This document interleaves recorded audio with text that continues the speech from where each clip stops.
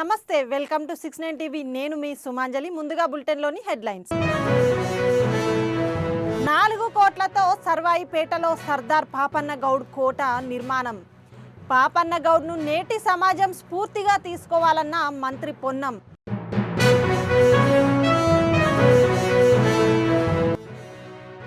ఏకదాటిగా కురుస్తున్న వర్షాలతో తెగిపోయిన ములుగు రాళ్లవాగు బ్రిడ్జి పనుల నాణ్యత లేపంతోనే కొట్టుకుపోయిందని స్థానికుల ఆగ్రహం.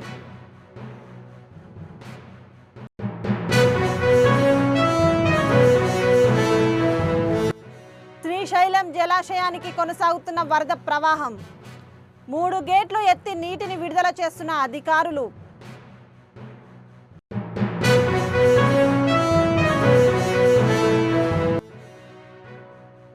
ఉగ్రవాద కదలికలపై కేంద్ర ఇంటెలిజెన్స్ నిఘా పెట్టింది.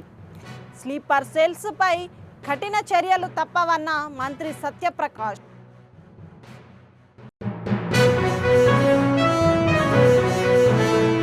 ఇక డీటెయిల్స్ లోకి వెళ్తే, బహుజన ధీరుడు గోల్కొండ ఖిల్లాను పాలించిన సర్దార్ సర్వాయి పాపన్న గౌడ్ 375వ జయంతి సందర్భంగా మంత్రి పొన్నం ప్రభాకర్ వారికి నివాళులు అర్పించారు.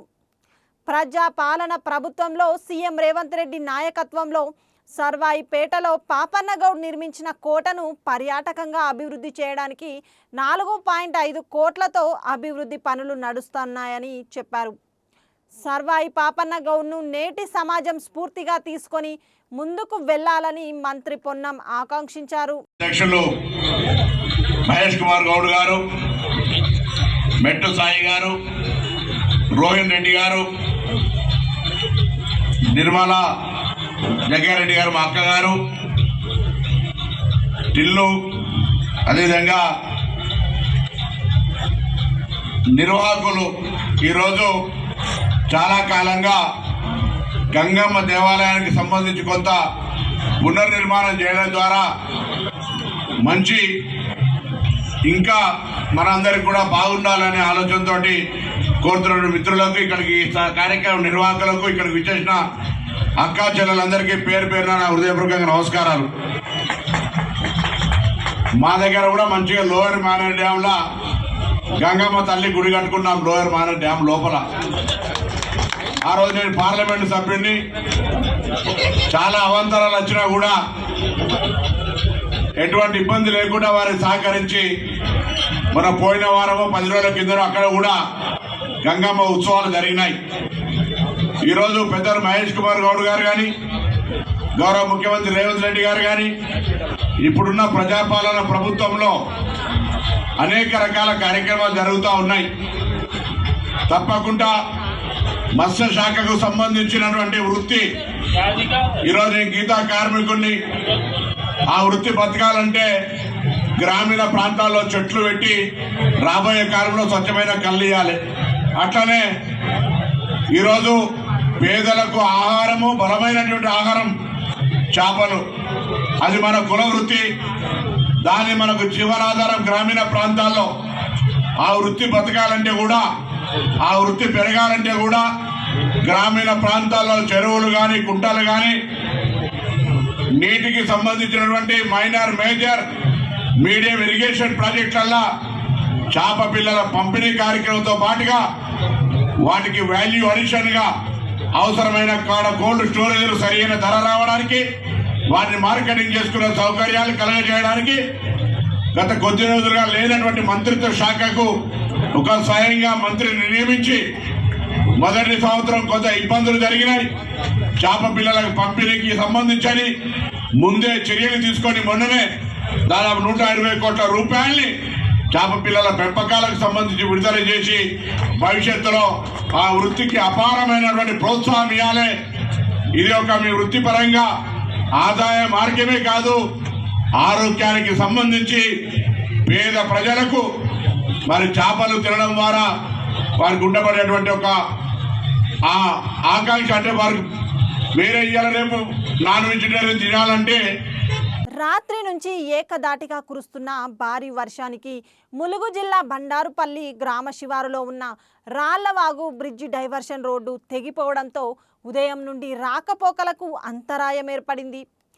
ఉధృతంగా ప్రవహిస్తున్న వరదల వల్ల పోలీసులు వాగు వద్ద చెక్ పోస్టు ఏర్పాటు చేశారు. నూతనంగా నిర్మిస్తున్న బ్రిడ్జి నాణ్యత లోపంతో నిర్మించారని, వర్షానికి వరద ఉధృతంగా ప్రవహించడంతో బ్రిడ్జి కొట్టుకుపోయిందని స్థానికులు ఆగ్రహం వ్యక్తం చేస్తున్నారు. ప్రజలు వాగు దాటే ప్రయత్నం చేయరాదని పోలీసులు హెచ్చరిస్తున్నారు.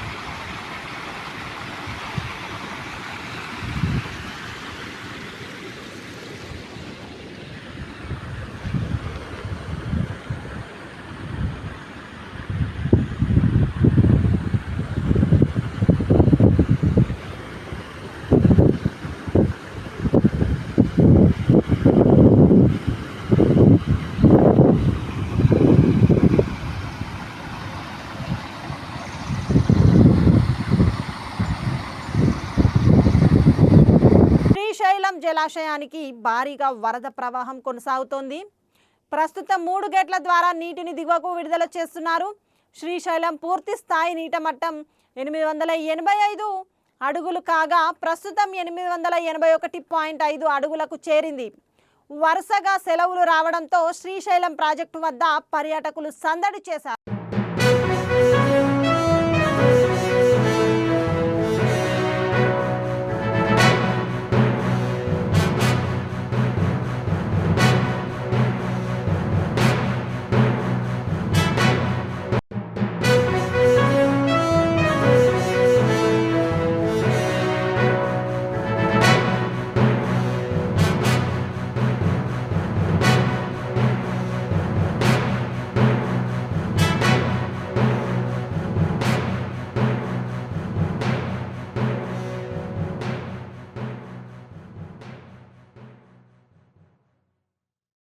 శ్రీ సత్యసాయి జిల్లా ధర్మవరం పట్టణంలో ఉగ్రవాద కదలికలపై మంత్రి సత్యకుమార్ యాదవ్ స్పందించారు.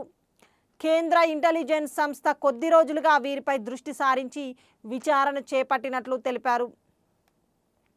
ధర్మవరంలో అశాంతి అలజడులు సృష్టించడానికి కొందరు ప్రయత్నిస్తున్నారని, స్లీపర్ సెల్స్ ఎక్కడున్నా గుర్తించి కఠిన చర్యలు తీసుకుంటామని మంత్రి హెచ్చరించారు. మన ధర్మవరం పట్టణంలో ఉగ్రవాద లింకులు అనేసి ఏదో కదలికలు అని చెప్పేసి ఒకటి విషయం బయటకు వచ్చింది సార్. అతని పేరు వచ్చి నూర్ మొహమ్మద్. దాని గురించి సార్ మీ వాయిస్ వచ్చింది. ఎందుకంటే ఇది ఇక్కడ నిఘా సంస్థల నుంచి వచ్చింది కాదు. కేంద్ర నిఘా ఇంటెలిజెన్స్ బ్యూరో నుంచి లేదా నేషనల్ ఇన్వెస్టిగేటింగ్ ఏజెన్సీ నుంచి వారి కొన్ని రోజులుగా వీళ్ళ కదలికను చూస్తూ ఉగ్రవాద సంస్థలతో వీళ్ళకి సంబంధాలు ఉన్న విషయాన్ని వారు గుర్తించి తర్వాత కొన్నాళ్ళు పాటు వాళ్ళని గమనించి తర్వాత అరెస్ట్ చేయడం జరిగింది.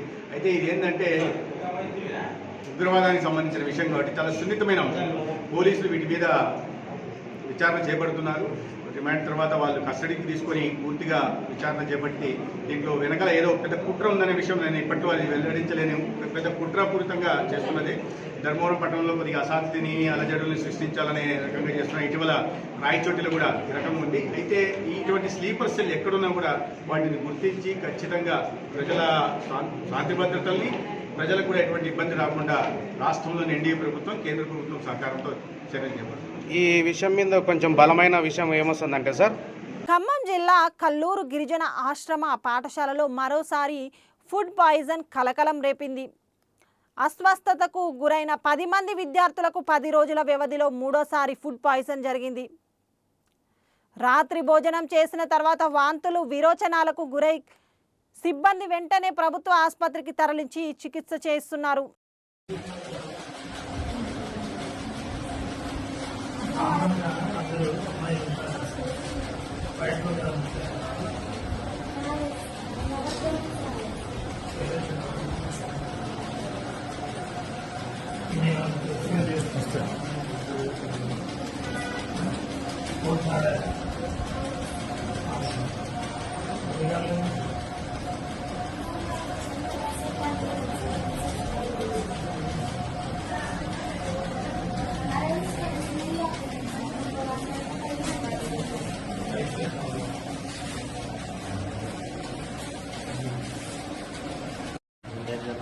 నైటేమో బంగాళదుంప చారు పకోడీ మజ్జిగ 4 పెట్టారు, 4 తిన్నాను.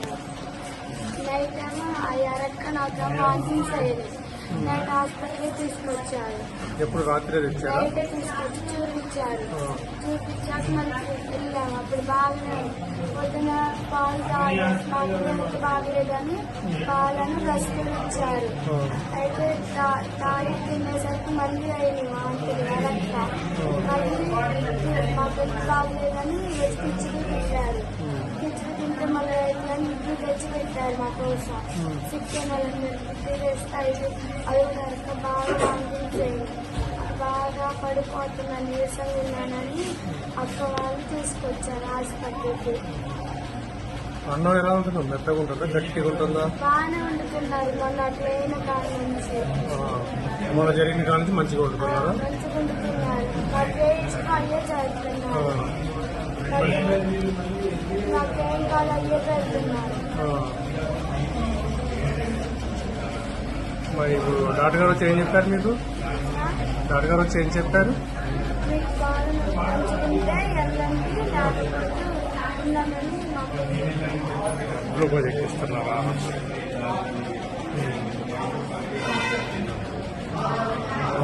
ఏ క్లాస్ అమ్మా నువ్వు? 9th class. ఆ పాప 8th. 8th. Okay okay.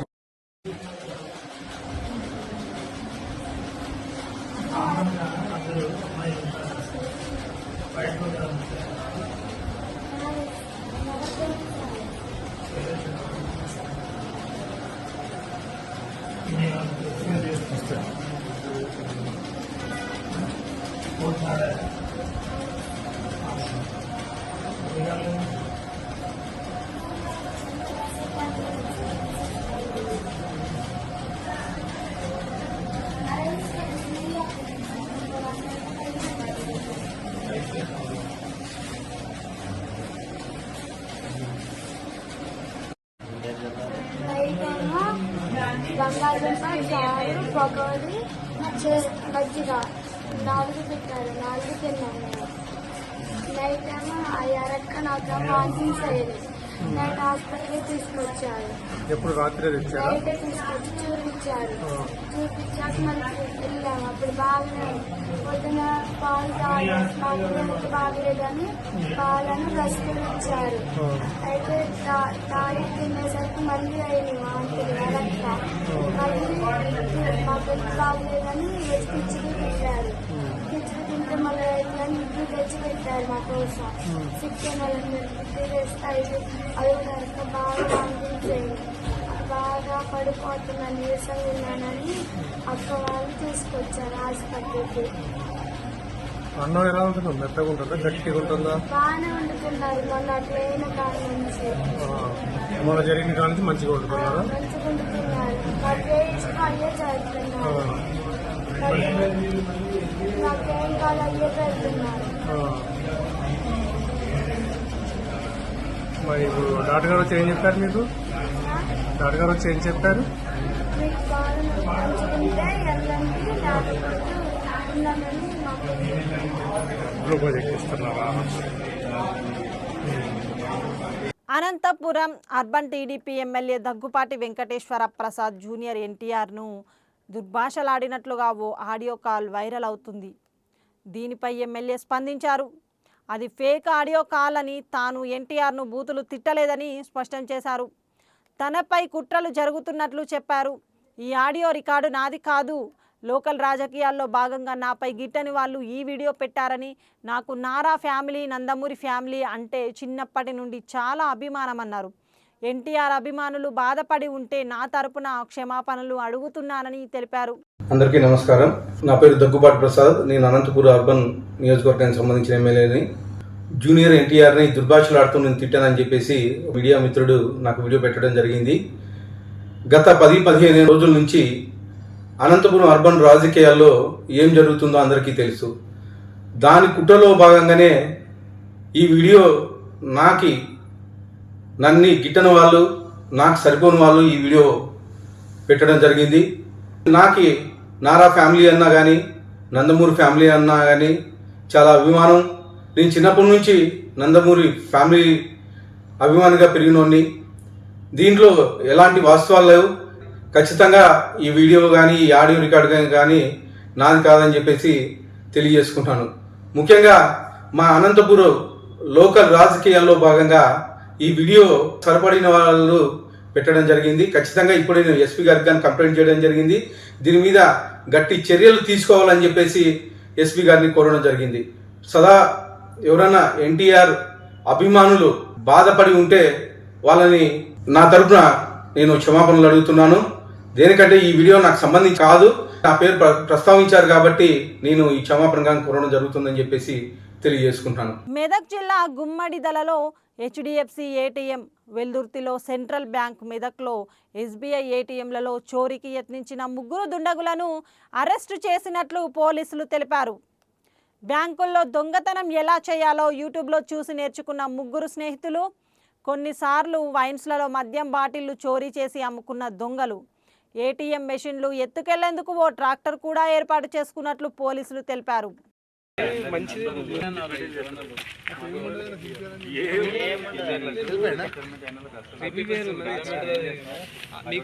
అదొకటి చేయరు. మన తెలంగాణలో ఇప్పుడు మన హైదరాబాద్ లో మన మెదక్ కలిసేటట్టు అదొక ప్రయత్నం చేయండి అన్న. మీరు అది ఎంతో పుణ్యం చేసుకున్న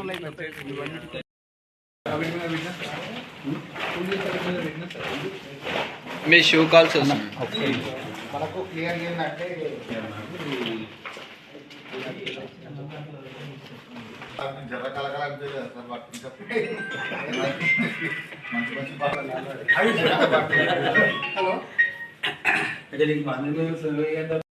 కేసులో మనం చూసాం.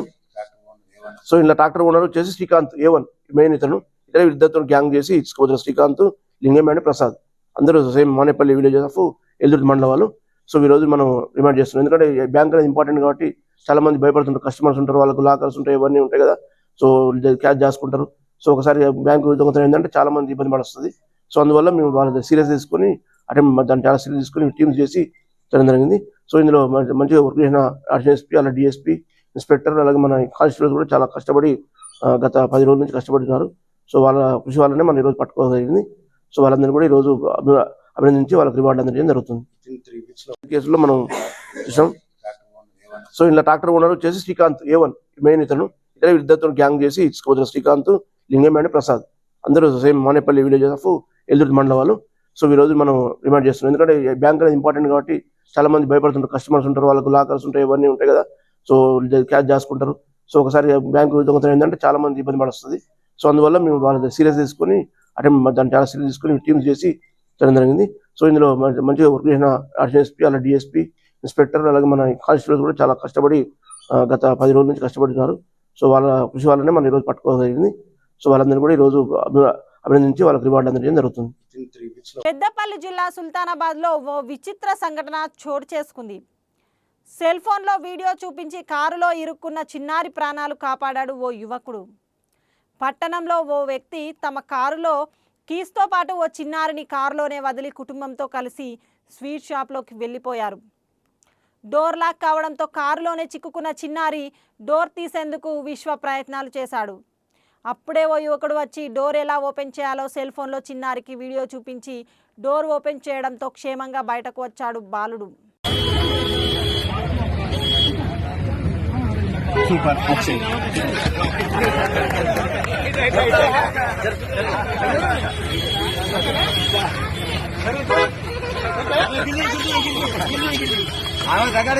నవీందా టెక్నిక్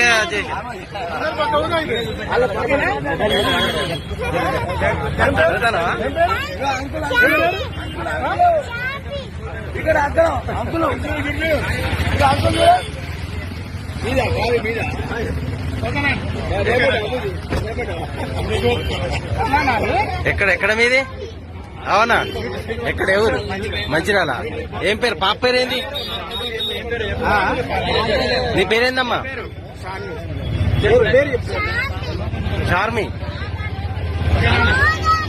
పోతారా? మరి ఇప్పుడు పాపని ఇక్కడ పెట్టి మీరు ఎటు వేయండు? అవునా? పాపను కారులో ఉంచి మీరు ఎటుదిక్కు వేయండి? ఎందుకు వేయండు?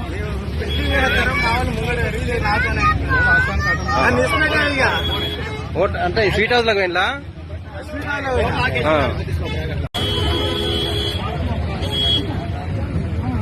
సూపర్.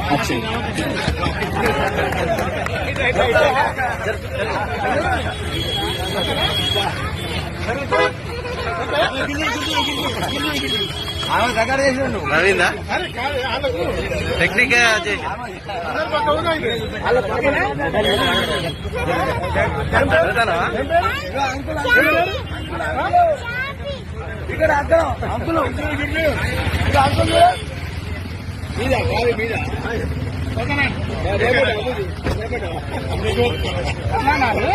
ఎక్కడ మీది?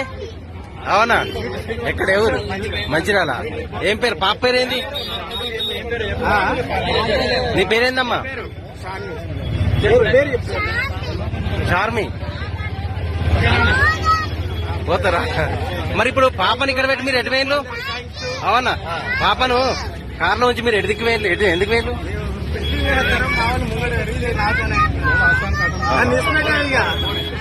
అంటే స్వీట్ హౌస్ లోకి వెళ్ళా?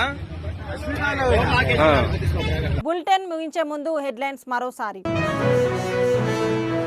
4 కోట్లతో సర్వాయిపేటలో సర్దార్ పాపన్న గౌడ్ కోట నిర్మాణం. పాపన్న గౌడ్ను నేటి సమాజం స్ఫూర్తిగా తీసుకోవాలన్న మంత్రి పొన్నం.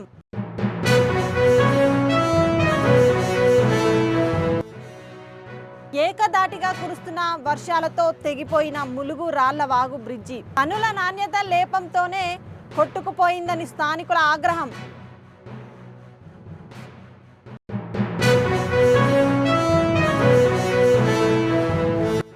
శ్రీశైలం జలాశయానికి కొనసాగుతున్న వరద ప్రవాహం. 3 గేట్లు ఎత్తి నీటిని విడుదల చేస్తున్న అధికారులు.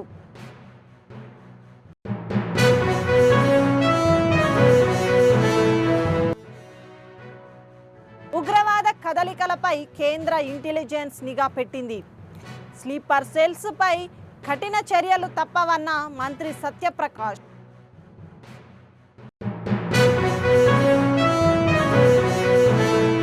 ఇవి బులెటిన్ విశేషాలు. మరిన్ని అప్డేట్స్ కోసం చూస్తూనే ఉండండి 69 టీవీ తెలుగు న్యూస్.